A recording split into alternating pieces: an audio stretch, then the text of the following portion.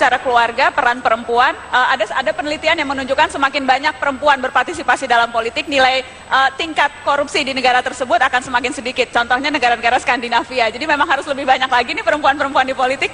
Jadi Mbak Nana, kalau saya boleh ini memberikan apa ya, menurut saya, pandangan saya, ada dua hal yang harus kita lakukan sebagai bangsa. Yang pertama, kita tuh jangan menitik beratkan lagi kepada bungkus.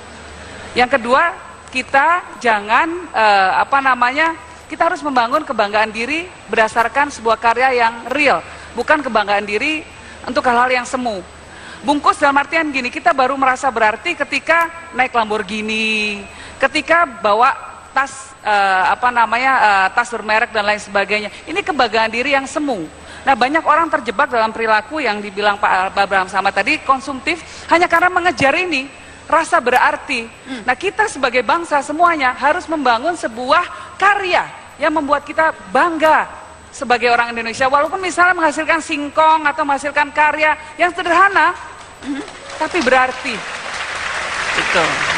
Jadi jangan terpengaruh pada penampilan luar. Ini menarik nih, tadi yang dikatakan Mbak Yeni tentang konsumeristik, tentang hedonisme, itu kan bukan nilai kita sebenarnya, nilai yang datang dari luar, kemudian masuk. Oleh karena itu dalam konteks ini, mungkin paling tepat kita menanyakan di sini ada Putri Indonesia nih. Bagaimana perempuan-perempuan yang ada di sana memandang tentang hedonisme, tentang konsumeristik dan lain-lain sebagainya. Karena Putri Indonesia, jadi kayaknya yang cocok Ketua KPK yang bertanya. Enggak, Mbak Nana lah yang tanya. Janganlah, kalau Putri Indonesia Ketua KPK aja. Ini.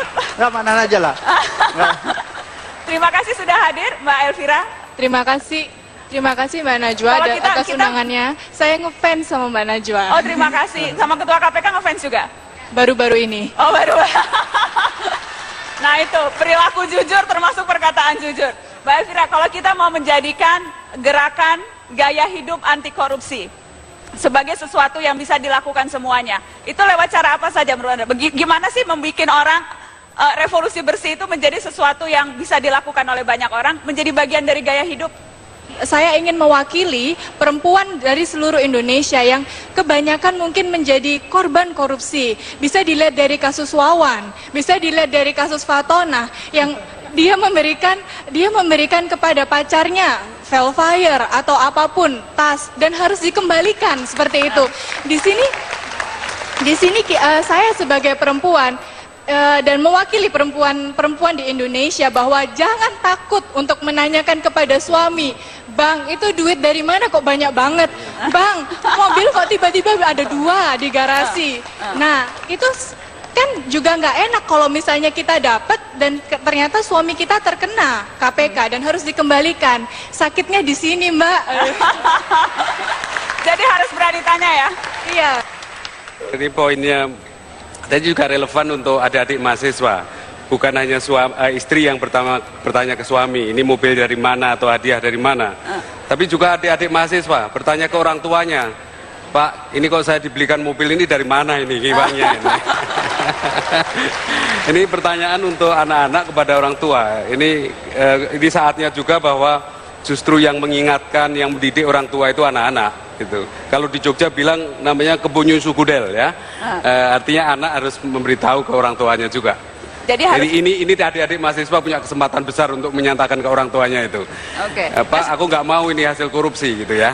Jangan mau terima barang, jangan mau terima hadiah yang diduga hasil korupsi.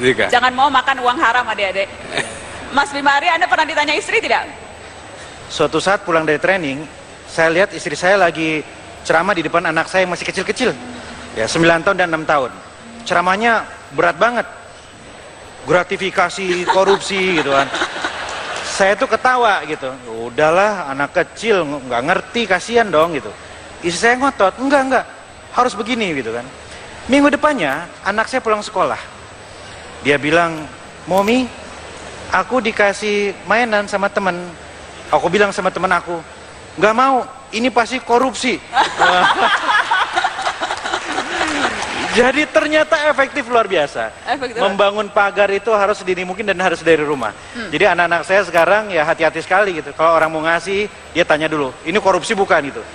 Kadang-kadang sama staf saya di kantor, ya waktu anak saya ulang tahun mau dikasih, anak saya nanya gitu. Malah kita yang nggak enak karena dia nanya gitu ke staf saya, "Korupsi nggak Bapak?" Gitu-gitu gitu.